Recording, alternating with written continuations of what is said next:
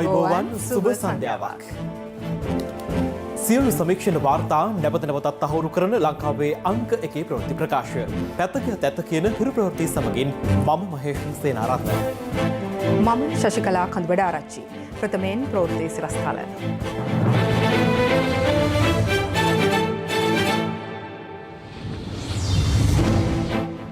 නැගෙනහිර පර්යන්තයට දුන් විසඳුමෙන් කොළඹ වරායේ අකුරට වැඩ නවතී. අකුරට වැඩ කිරීමේ ක්‍රියාවලිය 12 පැයේ සිට අවසන් කරනවා. පණිවිඩය ලබා ගත්තද?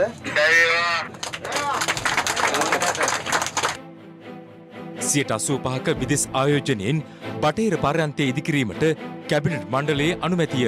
අපේ ප්‍රතිපත්ති ප්‍රකාශනයේම කියනවා බටහිර පර්යන්තය අපි මේක පෞද්ගලිකාංශයත් එක්කයි සංවර්ධනය කරන්න කියලා. ඉන්දියාවට අවශ්‍ය නම් ඒ BOT ක්‍රමයට යන්න කිසි බාධාවක් නැහැ.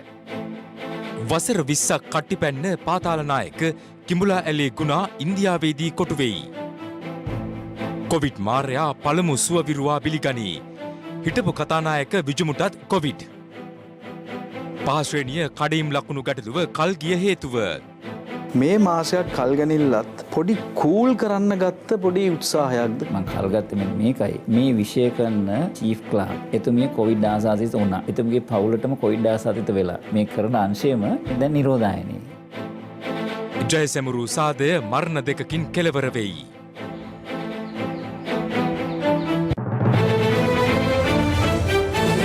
ශ්‍රී ලංකා ටෙලිකොම් සහ මොබිටෙල් සේවා එක්තැන්ව SLT මොබිටෙල් ලෙසින් අලුත් ගමනක SLT මොබිටෙල් එකම එක සබැඳියාව. සංවිධානාත්මක අපරාධකල්ලි නායකයෙකු වන කිඹුලා ඇලේ ගුණා ඔහුගේ පුත්‍රයා සහ තවත් පාතාලකල්ලි සමාජිකයෙකු වන බුම්මා නැමැත්තා ඉන්දියාවේ චෙන්නයි නුවරදී අත්අඩංගුවට ගෙන තිබෙනවා.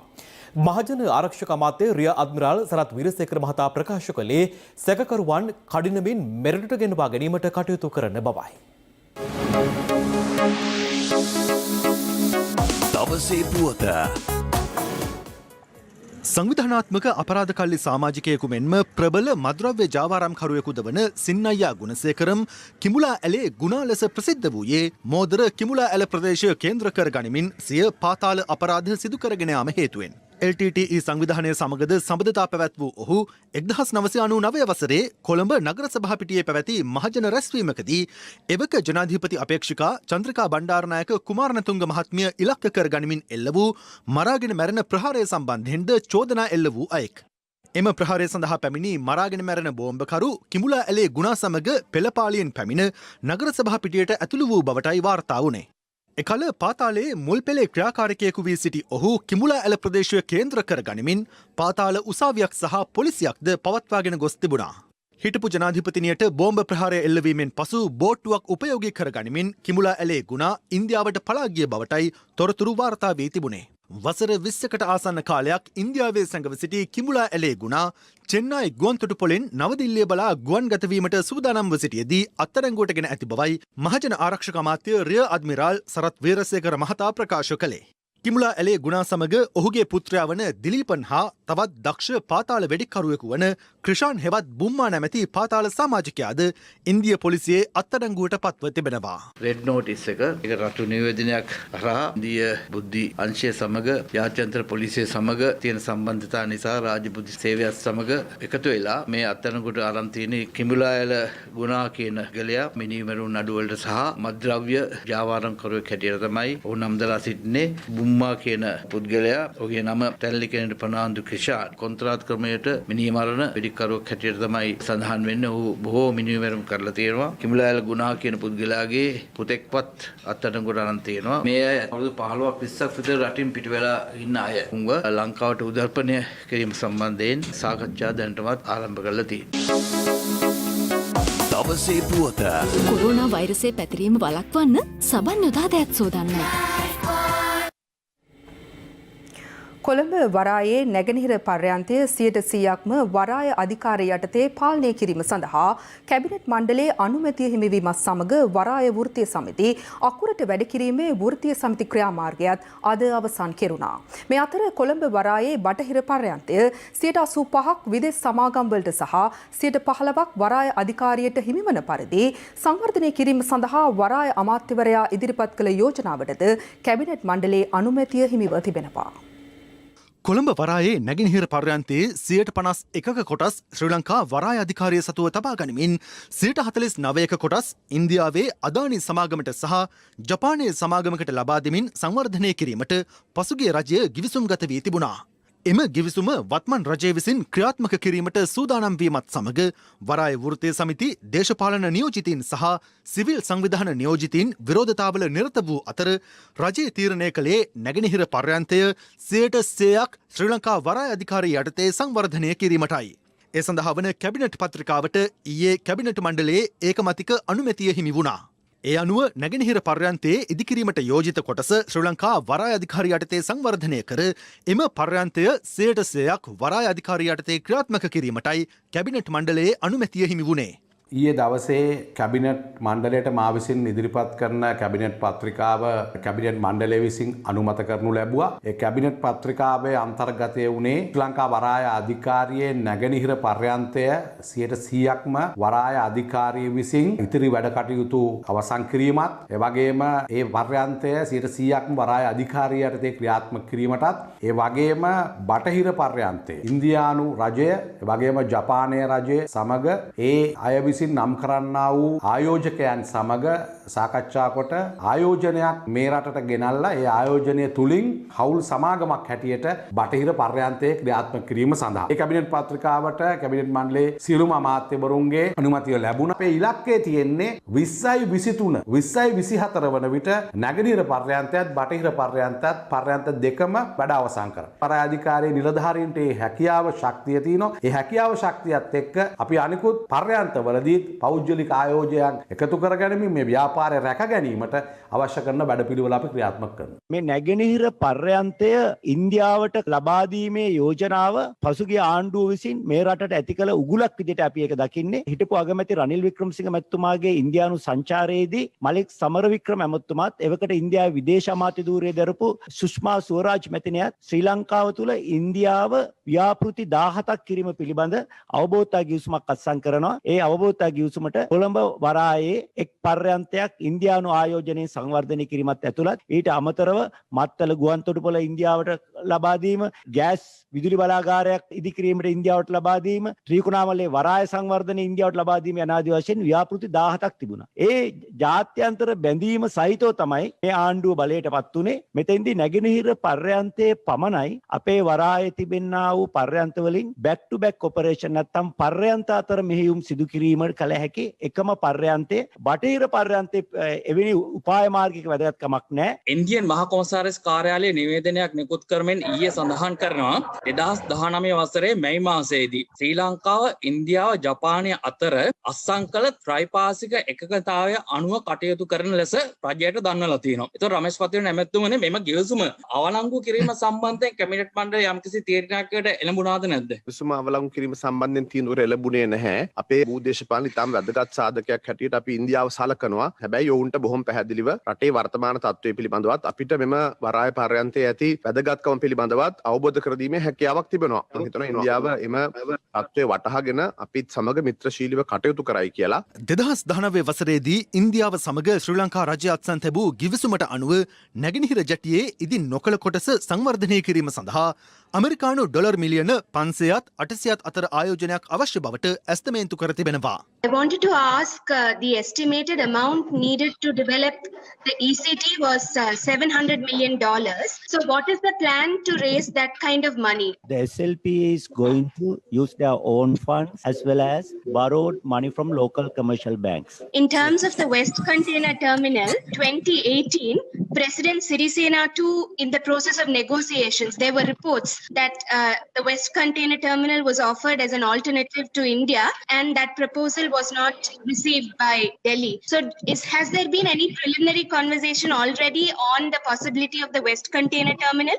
As you know, this is a very sensitive diplomatic issue. Sri Lankan government always takes steps to maintain the cordial relationship with the government of India. Government has commenced discussions with the Indian government. I don't think that this is the stage to disclose those details.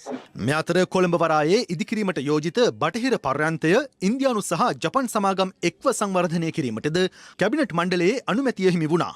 ඒ අනුව එහි 85% කොටස් විදේශ සමාගම් වෙත පැවරීමටයි යෝජනා වී ඇත්තේ. ශ්‍රී ලංකා වරාය අධිකාරිය යටතේ ක්‍රියාත්මක වන්නේ 15% කොටස් පමණයි.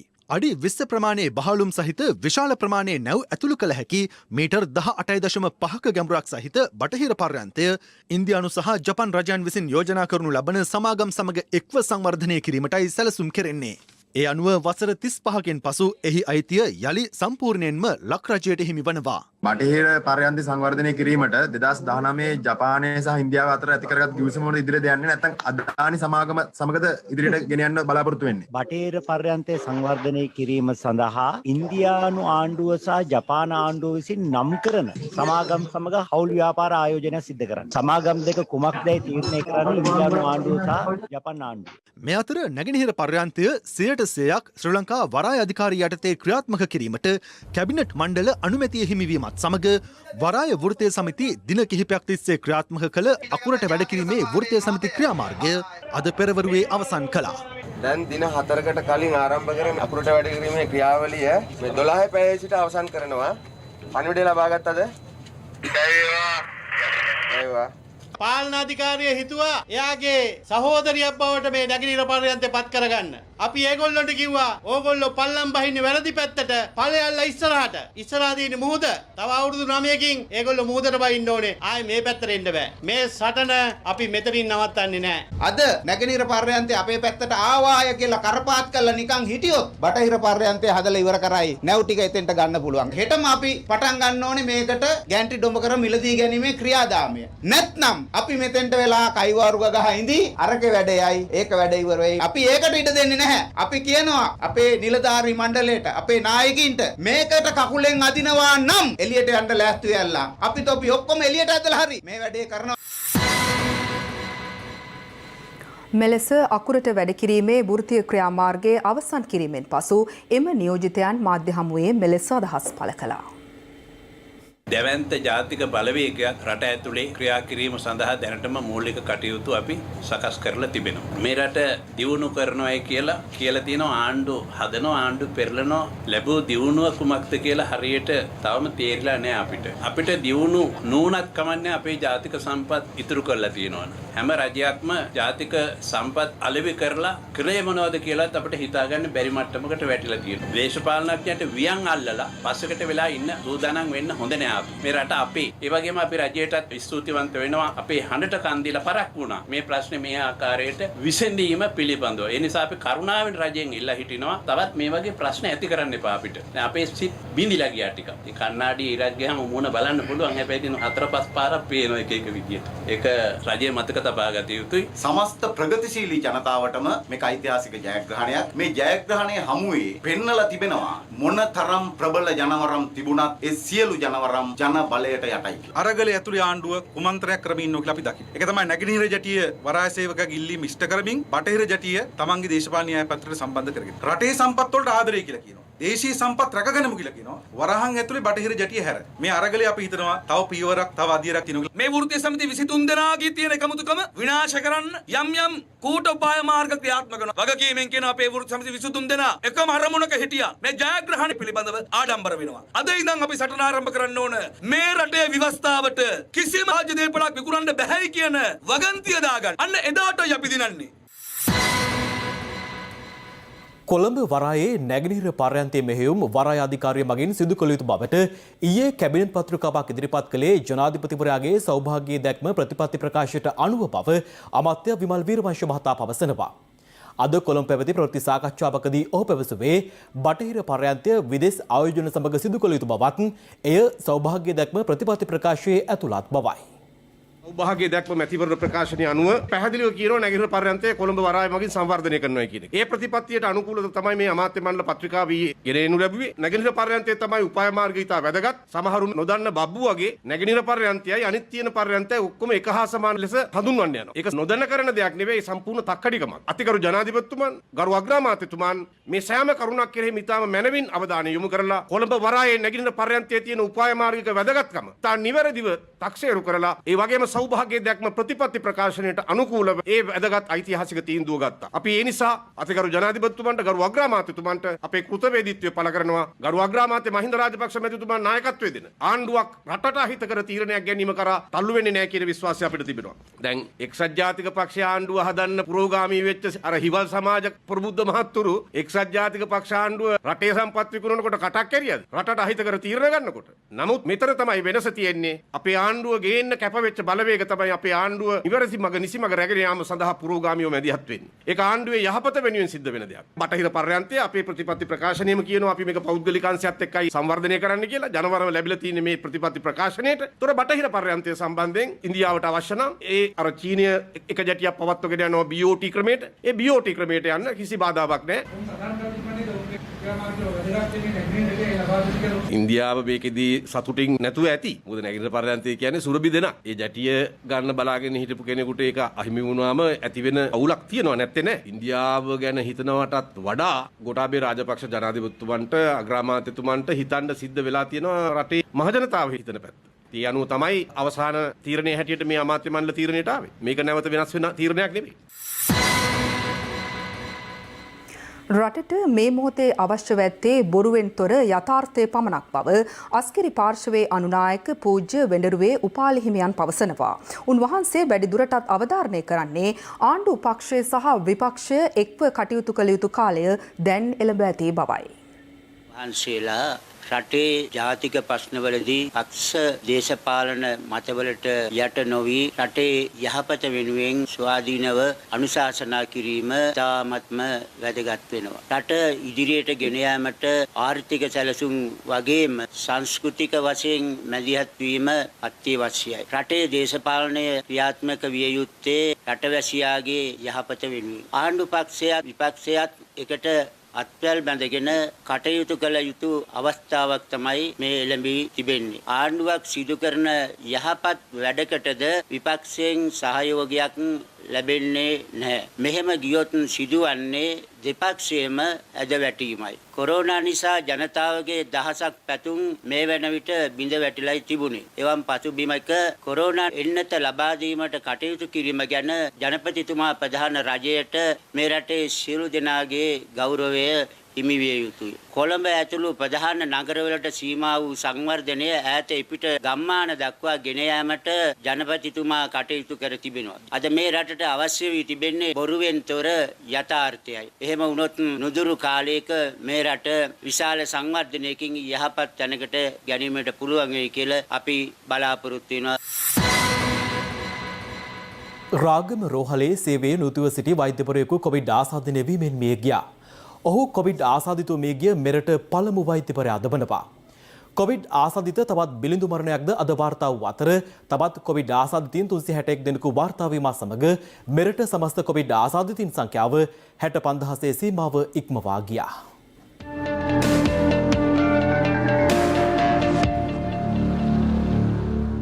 මෙරට කොවිඩ් වෛරස ව්‍යාප්තියට අදාළව තවත් එක් අසුන්දර සිදුවීමක් අද වාර්තා වුණා. ඒ මෙරට ජනතාව සුවපත් කිරීමට කැපවන සුවවිරු වෛද්‍යවරයෙක් කොවිඩ් වෛරසයට බිලි වී මෙලොව හැරගිය පුවතයි. කරාපිටිය ශික්ෂණ රෝහලේ දැඩි සත්කාර ඒකකයේ ප්‍රතිකාර ලබමින් සිටි 32 හැවිරිදි වෛද්‍ය ගයාන් දන්තනාරායන එලෙස කොවිඩ් ආසාදිතව මිය ගිය මෙරට පළමු වෛද්‍යවරයායි.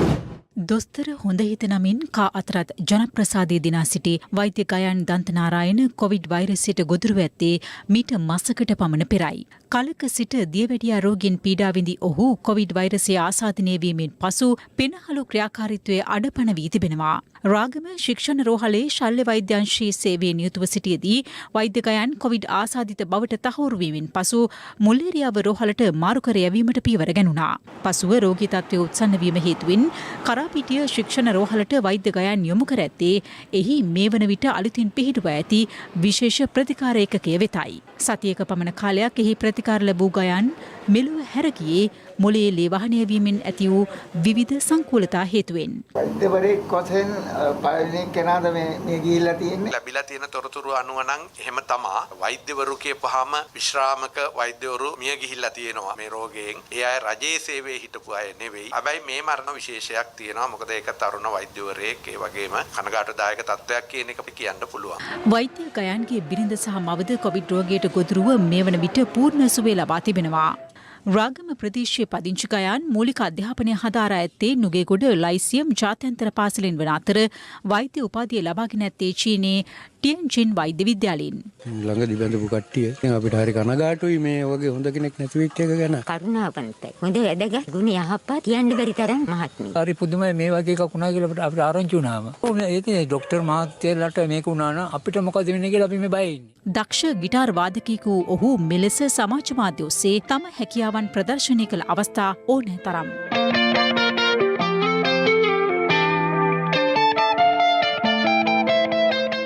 ගයන්ගේ අවසන් කටයුතු නිරෝධායන නීතිවලට අනුකූලව ගාල්ල දඩැල්ල ආදාහනාගාරයේදී අද පස්වරුවේ සිදු කෙරුණා.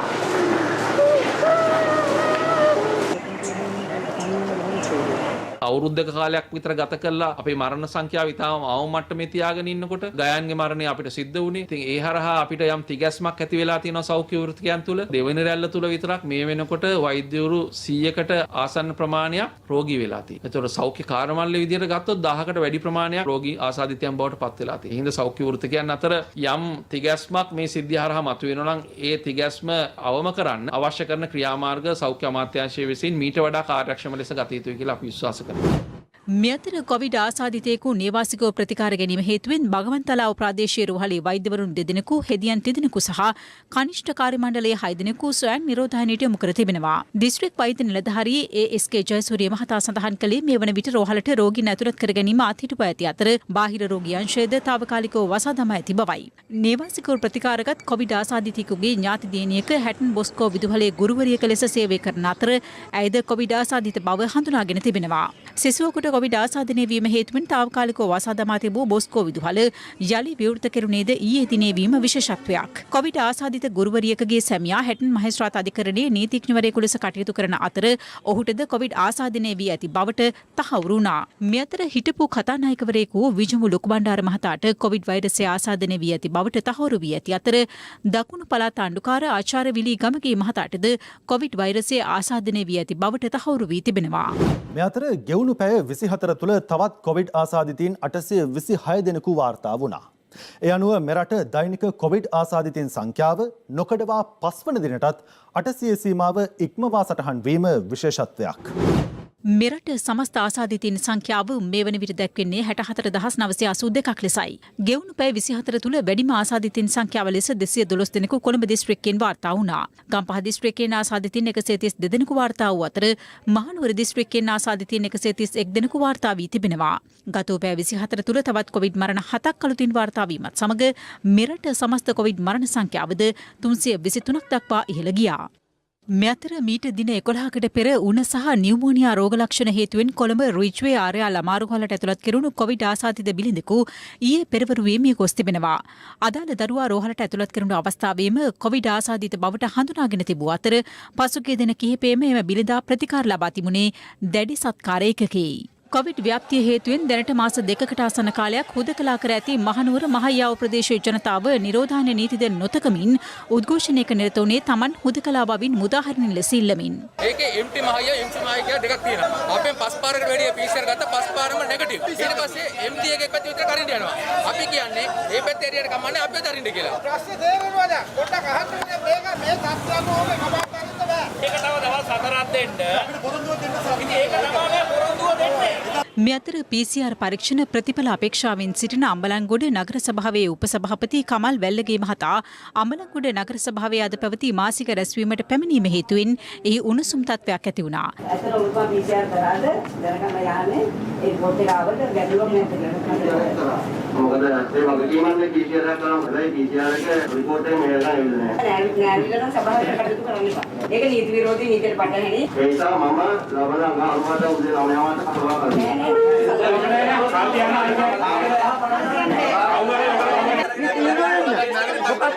පාවුනේ මිස් මැඩම් මොකක් කරන්නේ යන්නේ? නෑ මැඩම් තේරුම් කරන්නේ මේක වැඩදාන පරිපාලන නිලධාරියනේ. ඕගොල්ලෝ මේ හැමතිස්සෙම උදව් කරන්නේ එපා. අපිට සීමාවක් තියෙනවා මේක පාලනය කරන්න.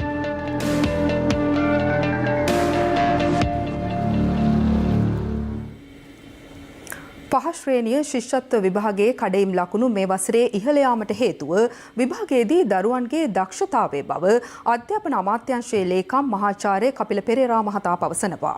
මෙවර කඩයිම් ලකුණු අසාමාන්‍ය ලෙස ඉහළ යාම පිළිබඳව බොහෝ දෙනාගේ අවධානය යොමු ඇති පසුබිමක අප ඒ පිළිබඳව තවදුරටත් කළ විමසීමකදී ඔහු මේ බව ප්‍රකාශ කළේ. අදාළ ගැටලුව විසඳීමට කල් ගන්නා හේතුවද එහිදී ලේකම්වරයා හෙළිදරව් කළා. පසුගිය වසරේ පැවති ශිෂ්‍යත්ව විභාග ප්‍රතිඵල මත ජනප්‍රිය පාසල් සඳහා වන කඩීම් ලකුණු පසුගියදා නිකුත් කරනු අතර එය මෑත කාලයේ නිකුත් වූ ඉහළම කඩීම් ලකුණු මට්ටමද වෙනවා. කොළඹ ජනප්‍රිය පාසල් කිහිපයකම මෙවර කඩීම් ලකුණු පැවතියේද 190ට වඩා ඉහළ අගයකයි. කෙසේ වෙතත් මෙම ලකුණු මට්ටම් වලට මව්පියන්ගේ දැඩි විරෝධය එල්ල වූ අතර එම කඩීම් ලකුණු පහත් දමන ලෙස බල කරමින් ඔවුන් උද්ඝෝෂණවලද නිරත වුණා.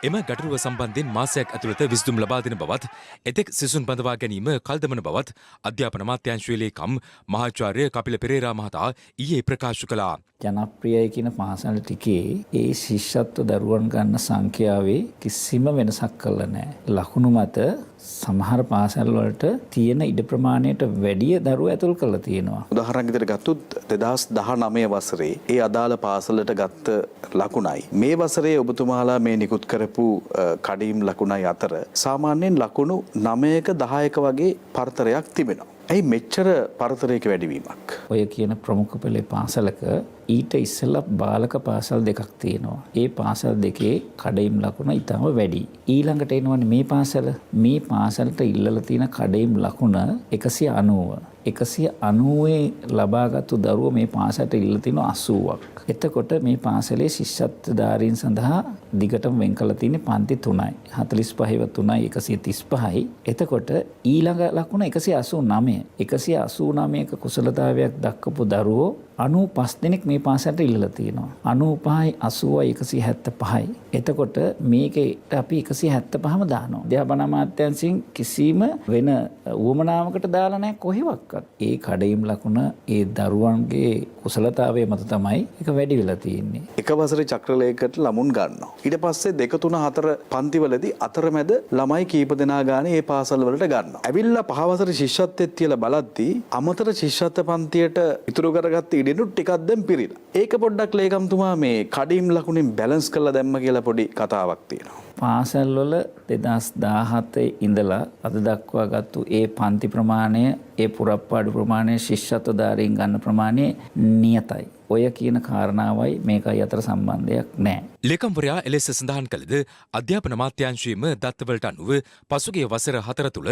ඒ පාසල් වලට ඇතුළත් කරගත් ළමුන් සංඛ්‍යාවේ විශාල අඩුවැඩිවීම් නිරීක්ෂණය කළ හැකියි. අදාළ පාසලේ ඇති පන්ති සංඛ්‍යාවේ වෙනස්කම් සිදුව නැත්නම් වසරින් වසර ඇතුළත් කරගන්නා ළමුන් සංඛ්‍යාව වෙනස් වන්නේ කෙසේද? එමෙන්ම අධ්‍යාපන අමාත්‍යාංශයේ දත්වලට අනුව මෙම වසරේ කඩීම් ලකුණු සංඛ්‍යාව ඉහළ දැමූ ඇතැම් පාසල් සඳහා 2020 වසරට සාපේක්ෂව මෙවර ඇතුළත් කරගන්නා ළමුන් සංඛ්‍යාවේද පැහැදිලි අඩුවීමක් දක්නට ලැබෙනවා. මෙම අඩුවීම සිදුව ඇත්තේ කොළඹ ප්‍රධාන පෙළේ පාසල් කිහිපයක පමණක් වීමත් සැලකිය යුතු කරුණක්. කෙසේ වෙතත් ඇතැම් පාසල්වල කඩීම් ලකුණු ඉහළ ගියද වැඩිපුර සිසුන් සංඛ්‍යාවක් ඇතුළත් කරගෙන ඇති ආකාරයද දැකගත හැකියි. මේ මාසයක් කල්ගනිල්ලත් පොඩි කූල් කරන්න ගත්ත පොඩි උත්සාහයක්ද කියලා. ඒක ඔබතුමාට එහෙම නෙමෙයි කියලා නිශ්චිතව කියන්න පුළුවන්. මං කල්ගත්තේ මෙන්න මේකයි. මේ විෂය කරන චීෆ් ක්ලාක් එතුමිය කොවිඩ් ආසාදිත වුණා. එතුමියගේ පවුලටම කොවිඩ් ආසාදිත වෙලා මේ කරන අංශයම දැන් නිරෝධායනේ. මේ ශිෂ්‍යත්ව කඩීම් ලකුණු වලට විසඳුමක් දෙන්න ඔබතුමා මාසයක් කල්ගත්ත වෙලාවේ මේක අස්සෙනුත් දේශපාලනේ රිංගයි. මේ තාක්කල් කිසිම බලපෑමක් නැහැ මට. යහපාලන රාජ්‍ය සමයේ අධිකරණට සිදු කළ බලපෑම් සහ දේශපාලන පළගැනීම් සම්බන්ධයෙන් මහා සංඝරත්නය ඇතුළු පාර්ශ්ව කිහිපයක් අදත් අදහස් පළ කළා.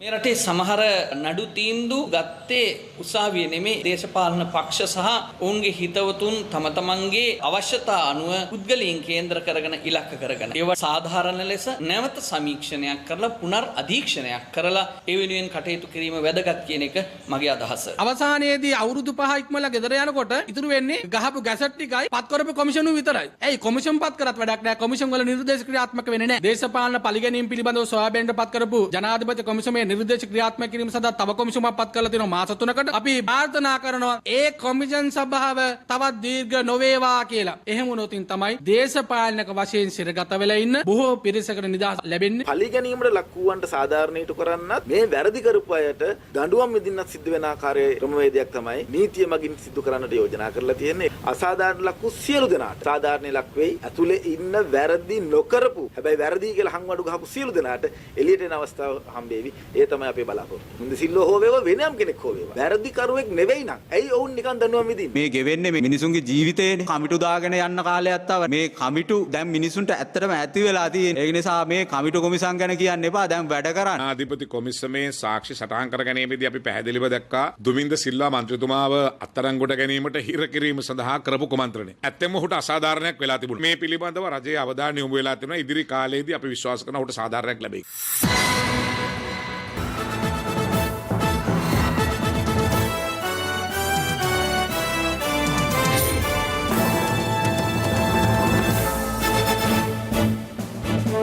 සම්මුඛ පරීක්ෂණයකින් සමත්වීමේ සතුට පැය කිහිපයක් තුළ මරණයකින් කෙළවර වූ අවාසනාවන්ත පුවතක් නවගමුව ප්‍රදේශයෙන් වාර්තා වුණා.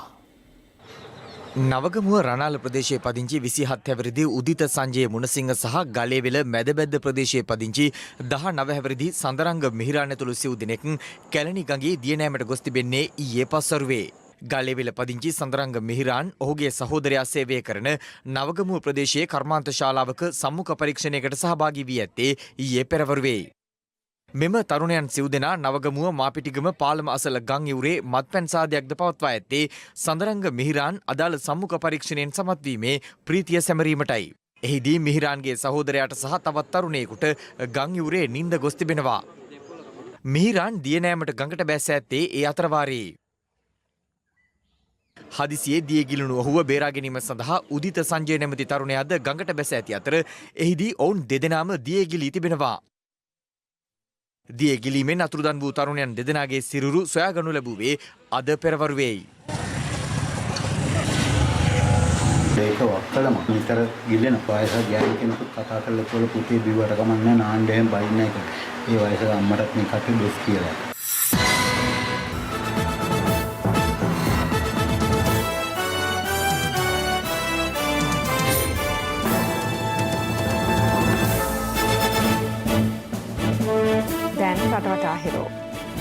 රටවටා හිරෝ කොළඹ කොටස් වෙළඳපොළ ඉතිහාසයේ සමස්ත මිල දර්ශකයේ තනි දිනක් තුල සිදු වූ විශාලතම පහත වැටීම අද වාර්තා වුණා. ඒ අනුව අද දින එකක 561.5කින් සියලු කොටස් මිල දර්ශකයේ පහළ වැටී ඇති අතර දිනේ නිමවන විට සියලු කොටස් මිල දර්ශකයේ සටහන් වූයේ 8005.31ක් ලෙසයි. අදට යෙදී ඇති ලෝක තෙත්බීම් දිනය වෙනුවෙන් ජාතික සැමරුම් වැඩසටහන පැවැත්වුණේ කඩොලාන විනාශය හේතුවෙන් පසුගියදා මහත් ආందోලනයට තුඩු දුන් ආනවිලුන්දාව කුරුළු අබේ භූමියේදී. එහිදී විමලවීර දිසානායක සනත් නිශාන්ත යන රාජ්‍ය අමාත්‍යවරුන්ගේ සහභාගීත්වයෙන් අලුතින් කඩොලාන පැල රෝපණය කිරීමක්ද සිදු කෙරුණා. කෙසේ වෙතත් උත්සවය පැවැත්වෙන අතරතුර එම ස්ථානයට පැමිණි පිරිසක් විරෝධතාවයෙන් නිරත වුණේ ආනවිලුන්දාව අබේ භූමිය තුල බිම් කොටස වෙන් කර දරුපවුල් පදිංචි කරන බවට දේශපාලඥයන් ලබා දුන් පොරොන්දු ඉටු කරන ලෙස ඉල්ලමින්. සමුගෙන යන්නට. තත්ත නොගත් ඇත්ත දැනගැනීමේ අයිතිය තවදුරටත් තහවුරු කර ගන්නට තිරේ දිස්වන පරිදි හිරු SMS ප්‍රවෘත්ති සේවාව ඔබේ ජංගම දුරකථන ජාලයට අනුව සක්‍රිය කර ගන්න. අපි යලි හමුවන්නේ අද රාත්‍රී 9:55ට. ආයුබෝවන්.